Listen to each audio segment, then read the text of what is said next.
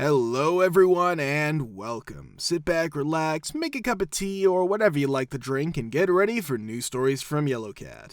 Send your own favorite stories in the comments below and maybe they'll be in our new video. So subscribe to the channel if you're not subscribed yet, and let's get started. What made you lose your job? Part 4. I had been unsatisfied with my job for 3.5 years, but my girlfriend at the time persuaded me to finally quit and go work at her cousin's company in a different city. Observe that her sister-in-law and brother also worked there before becoming my supervisors.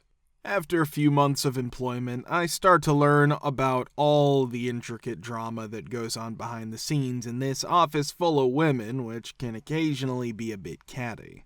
When one of the longtime employees begins S-talking my girlfriend's sister-in-law to me, it all starts to escalate. Not only did I find it extremely uncomfortable, but I also didn't understand why she felt that I was the right person to discuss any of this with.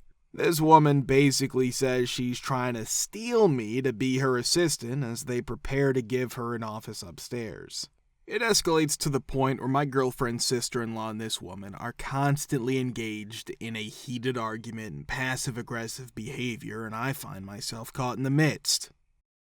In my personal life, I had made the decision to return to full-time online education, and my relationship with my girlfriend was suffering as a result of her workaholic tendencies as a financial analyst. Because everything revolved around her job, we never did anything or went anywhere. I started to lose it because of the strange things happening at work and the disintegration of my personal life. I became so stressed out that I got stomach ulcers. I had a doctor's note, and my coworkers even witnessed me taking my meds every day because they were so excruciatingly painful. In addition, I had to leave work frequently because the medication I was taking caused constipation, which made it painful for me to be unable to go to the bathroom. The whole thing was terrible. The owner of the business, who happens to be my girlfriend's cousin, calls me at 10:30 a.m., and rather than waiting for me to return his call, he fires me right away and leaves me with a voicemail claiming that I was missing too much work and they can't have that. I was furious and called my girlfriend and her sister-in-law to let them know what had happened. They were unaware that he was going to leave a voicemail for me rather than trying to talk to me. "Hey, maybe I was a bit hasty. Why don't you give me a call back and we'll find some time for you to come in and talk," he says when he calls me back 2 or 3 hours later. I never spoke to him again because I was so furious about the entire situation. I gave up trying to fight it since I was out of energy. He took no ownership over the dynamic he allowed to occur in that office. I have never had a work experience like that before or after, and I hope I never do again. I was assigned to an IT position at a facility that handled waste. All they needed to do was get their software, TrashFlow 2.8, to automatically fill in their scale.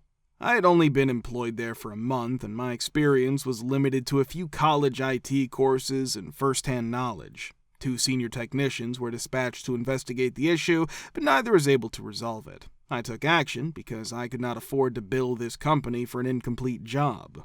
Some more background information. I was at a sister location approximately 2 hours away from this company's main office. I was the only person at my location, along with another new hire who began the same week as me. Neither supervision nor instruction. Every day, a new representative would come from the main location to attempt to train us, but nothing was constant. The most sensible idea that occurred to me was that perhaps the software was outdated. Updating software resolves issues in 99% of the cases I've encountered. I therefore upgraded their TrashFlow 2.8 software to 3.0. It turns out that by doing so, I permanently damaged the software. It refused to open or revert back to 2.8 and erase their database, which contained their customers' base weights and tears. Naturally, the business has no backups or other means of restoring its computers to their initial state. My former boss said I damaged $2,000 worth of property. Admittedly, I ought to have looked for backups, but things happen.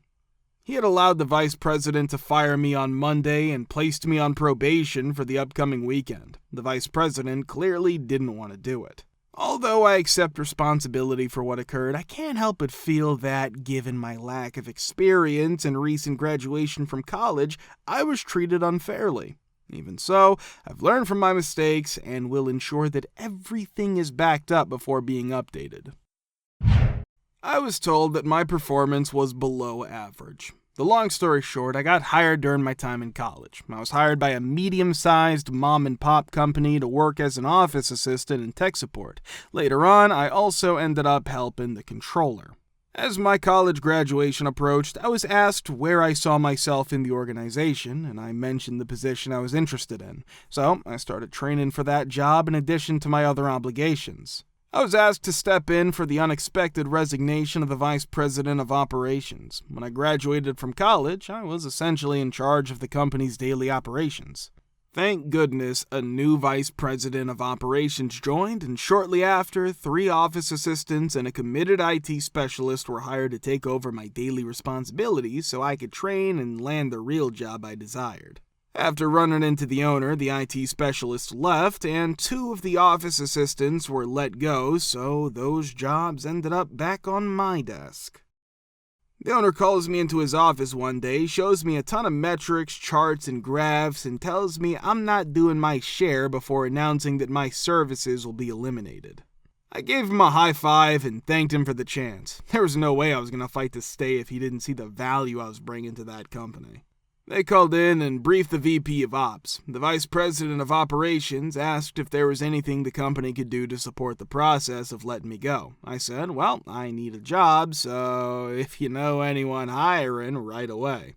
This led to a 45-minute discussion in which the VP of Ops detailed the numerous crises I had handled and the numerous occasions I had stood up for the organization as a whole. The VP of Ops surprised me by realizing how much I had sacrificed for the business. Just before the end of the day, I was hired back. The employee reviews for the yearly raises came a month later. My evaluation was completed by the VP of Ops, but the owner would not approve raises less than the 2% minimum specified in the employee handbook.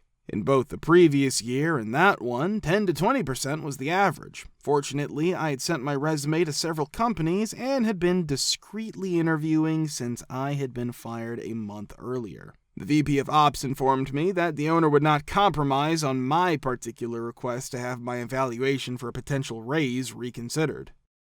It took me about 2 weeks to get approval for vacation time. I accepted it, took 3 sick days afterward, and then gave 1 week's notice to quit. The VP of Ops granted me their approval after thoroughly understanding the circumstances. The entire week before my last day, the owner abruptly took off. I tripled my salary since leaving, but it still stinks what happened and how it happened. I'm easily making more now than I would have if I stayed at the company and got in the position I wanted. How do you deal with your terrible HOA or neighbor? Part 4. I made the decision to fence my backyard and asked my neighbor to co-pay for the fence along his side of the property line. He turned it down. I erected a fence on my side of the property line enclosing my backyard. After that, the neighbor tied a new fence into mine as well as into the fences of the neighbors behind and on the other side. He thus only had to pay for roughly 40 feet of fence in total to have his whole yard fenced in. D, get moving. Not a huge deal, even though he received a free fence around 3 sides and a few extra square feet of backyard. His dog eventually tore a hole in my fence. Since his dog could escape into my yard and then into the neighborhood, he asked me to fix it. I said no. Since it was my fence and his dog had caused the damage, I told him to fix it. He made calls to the homeowners association and code enforcement.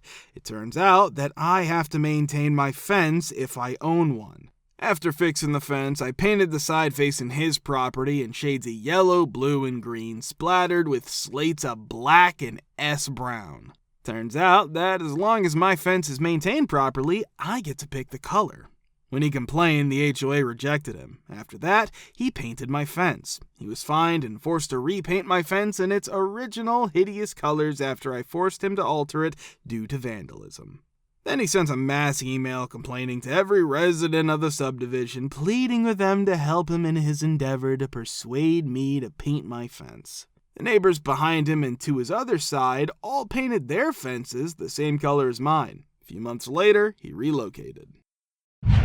We live next to the worst neighbors. I can't stand Larry. Everyone detested him. And while I personally called bylaw on him just once, many others did so, and I believe he mistakenly believed it was us.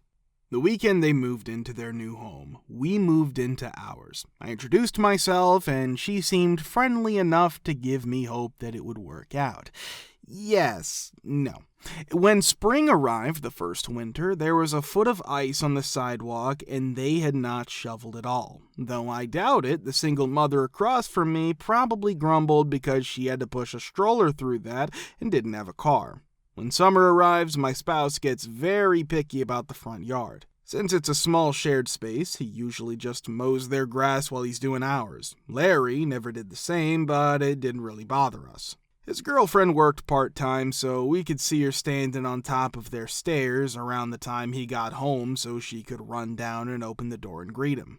She might have been sweet, but we never saw her miss a day because my husband would always get home at the same time, so they were kind of weird and annoying. After that, there was the mouse incident. One afternoon, I was at home when the doorbell rang and a bylaw showed up at my door. I assumed that a wild mouse had gotten past my fence and into their yard, and they had noticed it and called. The funny thing is that we discovered mice had gotten into a bag of birdseed in the shed and had already trapped them by the time they arrived. Poor bylaw guy looked embarrassed. To be fair, my husband does have the masculine equivalent of a resting bee face. When I went to ring the doorbell and asked her why the F they didn't just come talk to me, she replied that my husband seemed unapproachable. From then on, everything got worse. Larry filed a bylaw regarding the block children's birthday parties and the child who was drawing in sidewalk chalk on the public sidewalk in front of his home. "We don't bother you at your house, do not bother us at ours," was written on the door, and they would yell at the poor little girl guide selling cookies if she happened to knock on his door and miss the sign. I laughed at him outside with an actual axe hacking at the foot of ice in front of his house, but I didn't want to provoke him. After my daughter fell on the sidewalk in front of their house due to ice, I did call the city on him. Served him right for all the times he would watch us from the window of his upstairs apartment, waiting to storm outside and yell at anyone who dared to step over the boundary. They must have stopped cutting their grass in retaliation for us stopping to mow theirs during the last few years they were there, because I have pictures of it growing halfway up their car door next to the driveway. There's a lot more, but the block rejoiced on the day the for sale sign was put up. My dad used the rental management company, RMC, recommended by the HOA when he purchased a condo in Orlando approximately 10 years ago to rent it out to theme park visitors. When he looked back at his expenses and earnings a year later, he was shocked to see that he had barely broken even, considering that the condo had only been unoccupied for 2 of those weeks.